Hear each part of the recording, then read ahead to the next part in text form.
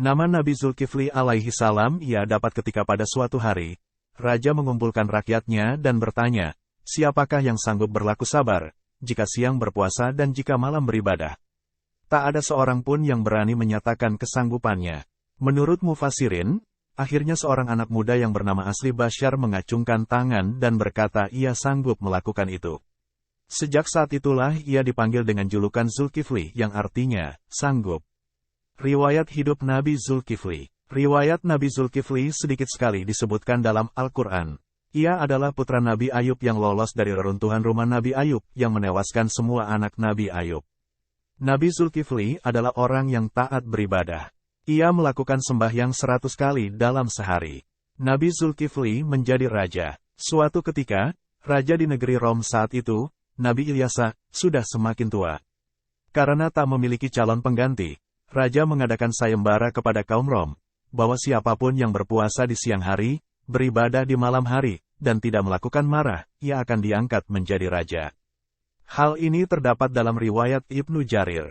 Apabila Al-Yasa, alaihi salam, yaitu, Nabi Ilyasa, meningkat tua, dan ingin memberikan tugas untuk memimpin bangsa Israel kepada yang sesuai.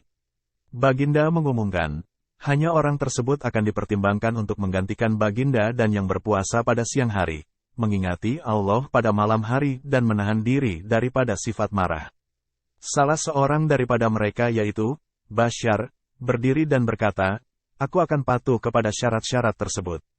Baginda mengulangi syarat-syarat itu semula sebanyak 3 kali dan lelaki yang sama berjanji dengan bersungguh-sungguh akan memenuhi syarat-syarat tersebut. Maka dia dilantik untuk membawa tugas tersebut. Dari kutipan riwayat di atas, Basyar menyanggupi semua persyaratan yang diberikan raja kepadanya. Ia pun dinobatkan menjadi raja. Pada masa pemimpinannya, ia berjanji kepada rakyatnya untuk menjadi hakim adil dalam menyelesaikan perkara. Karena keadilan dia, maka ia disebut sebagai Zulkifli pada masa itu. Gangguan setan atas Nabi Zulkifli. Allah mengangkatnya sebagai nabi dan rasul. Setelah beberapa lama menjadi raja, dia memenuhi segala janjinya, sehingga Allah memberinya ujian kepadanya dengan setan yang berkeinginan untuk menggoyahkan imannya. Suatu ketika, setan menjelma sebagai musafir lelaki tua. Keinginannya adalah membuat marah Zulkifli. Ia memaksa penjaga untuk dapat masuk istana dan menemui Zulkifli pada larut malam. Lelaki tua itu diizinkan masuk oleh penjaga istana. Dalam pertemuan tersebut, setan mengadu kepada Zulkifli tentang kekejaman orang lain terhadap dirinya.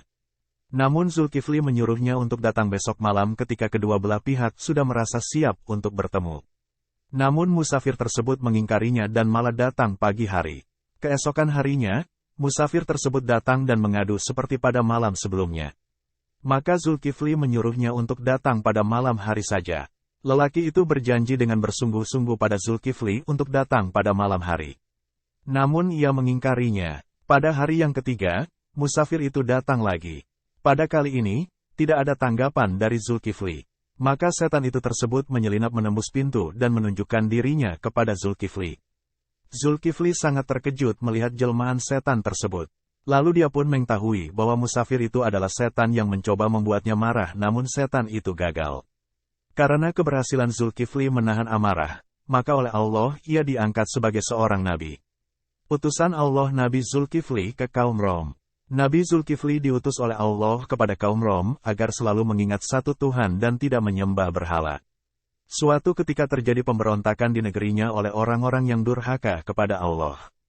Zulkifli menyeru pada rakyatnya agar berperang, namun mereka semua takut mati sehingga tak seorang pun yang mau berperang. Mereka pun meminta Zulkifli untuk berdoa kepada Allah agar mereka semua tidak mati dan menang dalam perang. Zulkifli pun berdoa kepada Allah dan Allah pun mengabulkan doanya. Pendapat dan kontroversi tentang Nabi Zulkifli alaihi salam. Sebagian Muslim sependapat dengan pandangan Muhammad bin Jarir Al-Tabari, menganggap Zulkifli adalah orang baik dan sabar yang selalu menolong kaumnya dan membela kebenaran, namun bukan seorang nabi. Sebagian lainnya percaya bahwa dia seorang nabi. Menurut Baidawi, Zulkifli seperti dengan nabi Yahudi bernama Yehezkiel yang dibawa ke Babilonia setelah kehancuran Yerusalem. Baginda dirantai dan dipenjarakan oleh Raja Nebukadnezar. Baginda menghadapi segala kesusahan dengan sabar dan mencela perbuatan mungkar Bani Israel. Menurut versi lain nama aslinya Waidiyah bin Adrin. Ia nabi bagi penduduk Suriah dan sekitarnya. Ia membangun kota Kifl di Irak. Ada dua tempat yang diyakini sebagai makam Zulkifli.